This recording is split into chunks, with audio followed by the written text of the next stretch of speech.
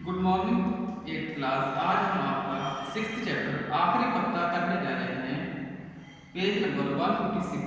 Washing शहर में एक छोटी सी बस्ती थी जिसमें बहुत सारे कलाकार रहते थे। इसी बस्ती में एक तिमंजिले मकान में सबसे ऊपर सू तथा झांसी का स्टूडियो था। सू मेन राज्य की थी तथा झांसी कैलिफोर्निया की रहने वाली थी। एक दिन अचानक उन दोनों की मुलाकात एक होटल में हुई। उनकी कला से संबंधित बातें तथा अन्य रुचियां बहुत मिलती जुलती थी।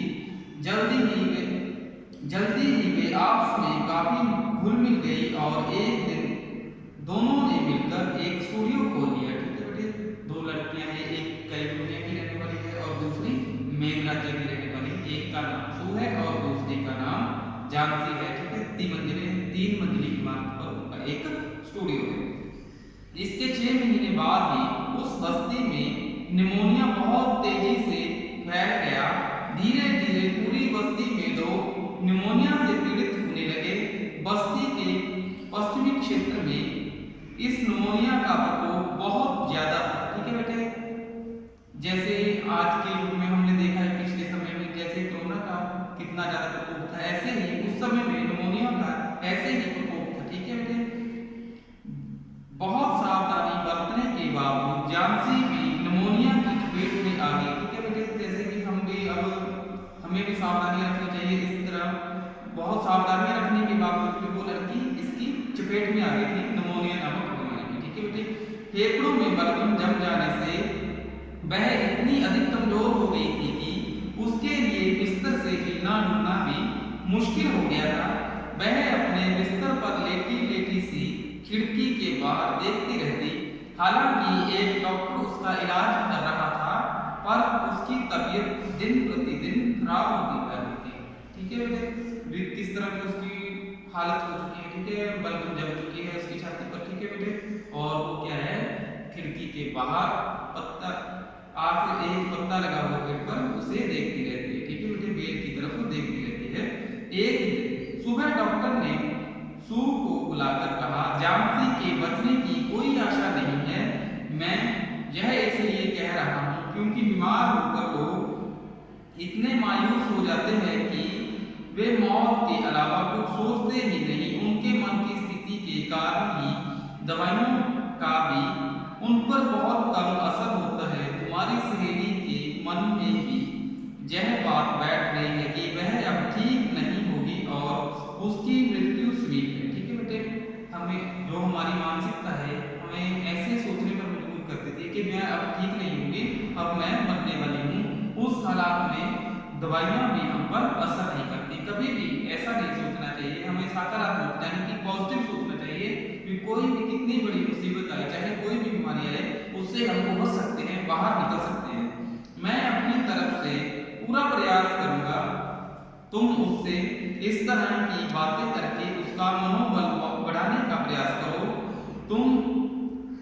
अगर तुम उसका मनोबल बढ़ा दोगी तो मैं तुम्हें भरोसा दिलाता हूँ कि उसके बचने की उम्मीद बहुत बढ़ सकती है। ठीक है बेटे, कहता है कि अगर तुम उसका मनोबल बढ़ा देते हो, ठीक है, तो उसके बचने की उम्मीद बढ़ सकती है, अदरवाइज वह मर सकती है। जब सू झांसी के कमरे में गई तो झांसी चादर ओढ़कर खिड़की की ओर मुंह किए हुए बिस्तर पर लेटी थी। सू ने सोचा कि झांसी सो रही है, इसलिए उसने अपने ड्राइंग बोर्ड पर कागज लगाकर एक पत्रिका की कहानी का चित्र बनाना शुरू कर दिया। सू चित्र बनाने में मगन थी। अचानक धीमी धीमी आवाज उसके कानों में पड़ी। वह उठकर तेजी से झांसी के पलंग के पास गई।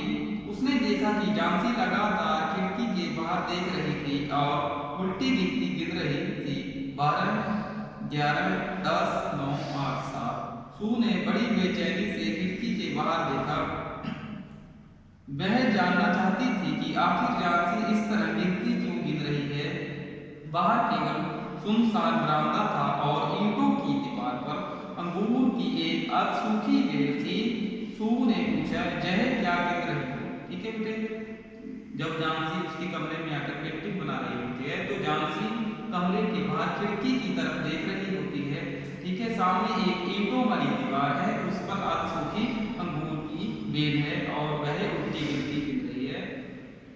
11, 10, 9, 8, 7 जो भी। ठीक है बेटे, झांसी अंगूर की बेल के पत्ते, जब इस अंगूर की बेल का आखिरी पत्ता भी गिर जाएगा तो मैं भी मर जाऊंगी।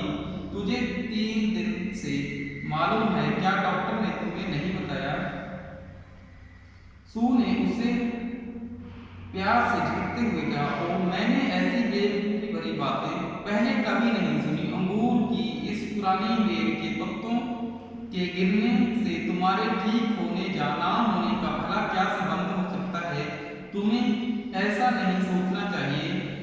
आज सुबह डॉक्टर ने मुझे बताया कि तुम जल्दी ही ठीक हो जाओगे। ठीक है, वो कहती है ऐसी बेवकूफी की बातें करने का कोई फायदा नहीं, मुझे डॉक्टर ने बताया था कि तुम ठीक हो जाओगे जल्दी ही। झांसी की नजरें अभी तक खिड़की के बाहर अंगूर की बेल पर जमी हुई थी।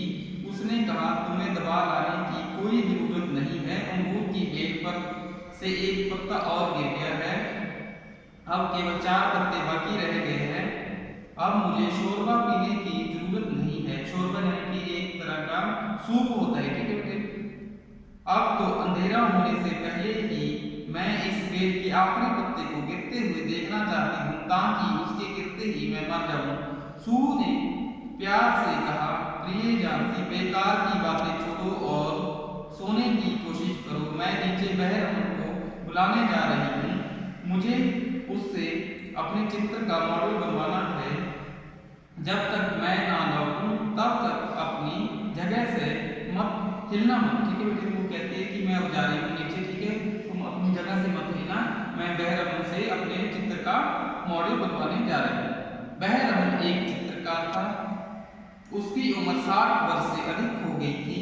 वह झांसी और सूप वाले मकान में ही सबसे नीचे की मंजिल पर रहता था। उसकी माइकल एंजेलो जैसी दाढ़ी थी।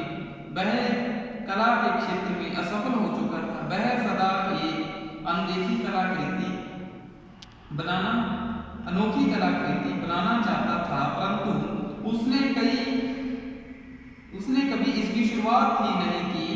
वह केवल विज्ञापनों आदि के लिए चित्र बनाता रहा। वह दुसेल स्वभाव का व्यक्ति था। वह विनम्र लोगों का बहुत मजाक उड़ाता था। वह अपने आप को सू और झांसी का संरक्षक समझता था। ठीक है बेटे, अब यहाँ पर तीसरा कैरेक्टर, पहले सू और झांसी चल रहे हैं, अब तीसरा कैरेक्टर आता है बहरमन। ठीक है, क्या है, वह एक चित्रकार है और दुसेल स्वभाव का व्यक्ति है। ठीक है, अपनी कलाकृति के क्षेत्र में वह असफल हो चुका है और विज्ञापनों आदि के लिए वह चित्र बना रहा है। उसके मन में एक ऐसा था कि मैं ऐसी ड्रीम पेंटिंग बनाऊं जिससे सारी दुनिया याद रखे। अनोखी कलाकृति क्या होती है? एक ड्रीम पेंटिंग। बाकी हम बेटे